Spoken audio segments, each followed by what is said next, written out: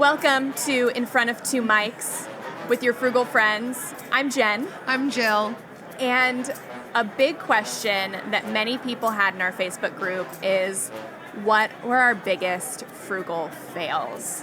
Bum, bum, bum. And we're going to answer that for you.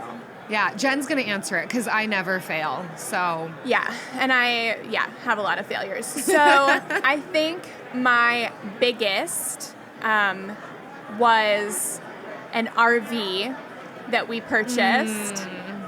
We had a really novel idea that we were going to, just like Jill and Eric, who never fail, we were going to get an RV and renovate it and then sell it for profit. And we got this like super great deal on a really large fifth wheel.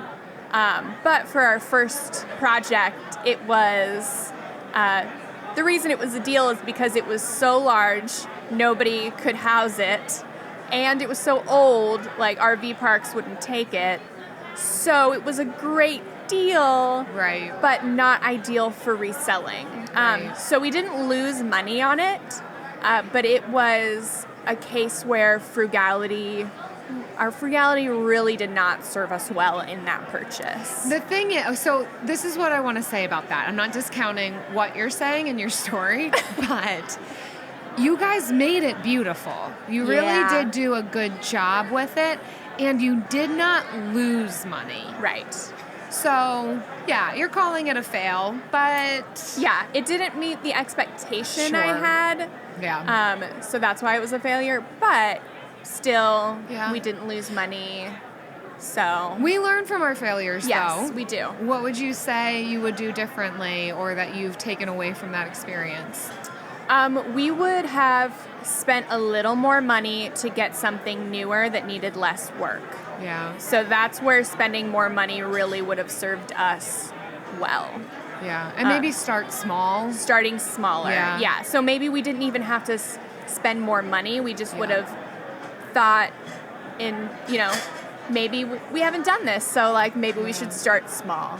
We did an episode on frugal flipping, Yes. which I think you talk about this story, and it's worth checking out because that is one of the tenets of just starting small. That if you think you want to do something, you think you're going to enjoy it, do that thing to the smallest degree possible to get your feet wet, to gain excitement. Because I think you guys very, very well could flip RVs, but that experience seems to kind of taken the wind out of your sails. You might jump on the bandwagon again at some point with the lessons that you've learned, but motivation is waning at this point. I won't be. I am not good with my hands. Like, I'm good behind a computer. You don't make things with your hands. This is my, extent of making things with my hands, typing on a laptop. Yeah. So, how about you, Jill? So I do have frugal fails. I knew it. I knew joke it. when I say I never fail. That's fully a joke. I'm sarcastic. You'll learn this about me. So back when I was planning to get married, it was quick. We knew we wanted to get married. I wasn't concerned about what color the napkins were going to be. I just wanted to be married. And I wanted to make it short to also take away some of that decision fatigue. Like, I don't need all these choices in front of me. We're just going to do it. However, the dress turns out was important to me. I realized that later. So here's what happened.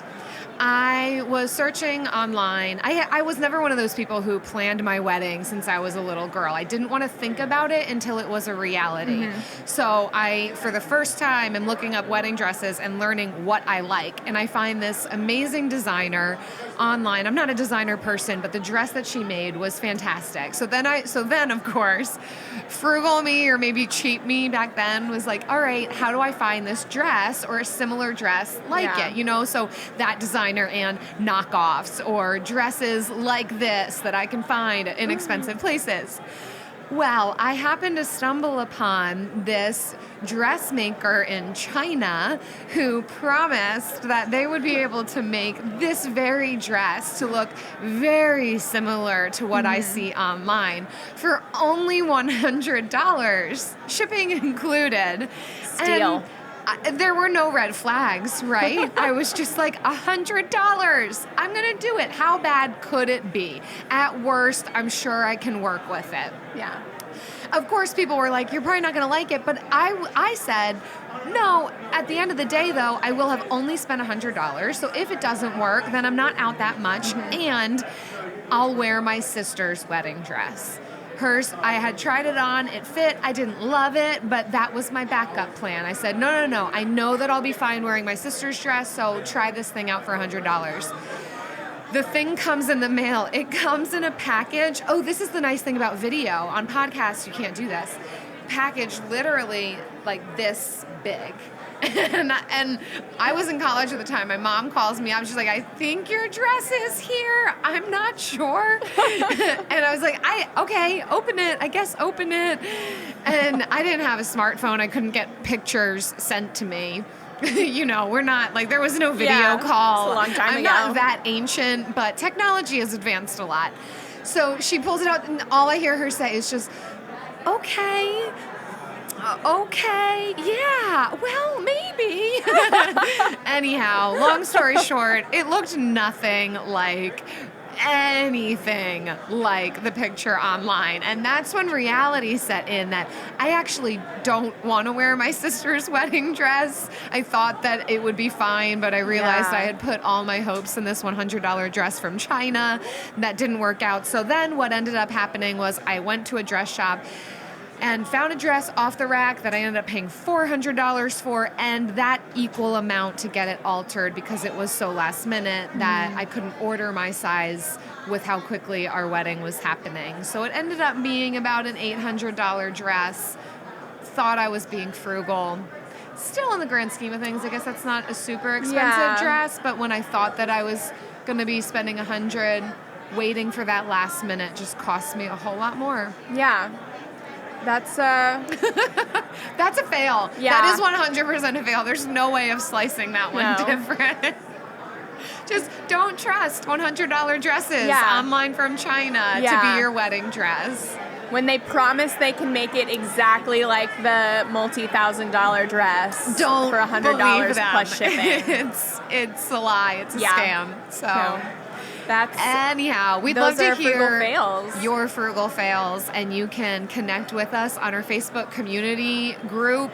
We've got a super active following, and engage with us because we all fail. We'd love to hear about it. Yeah, hang out with the Frugal Friends community on Facebook, and we'll see you there. That's been another episode of In Front of Two Mics. In Front of Two Mics.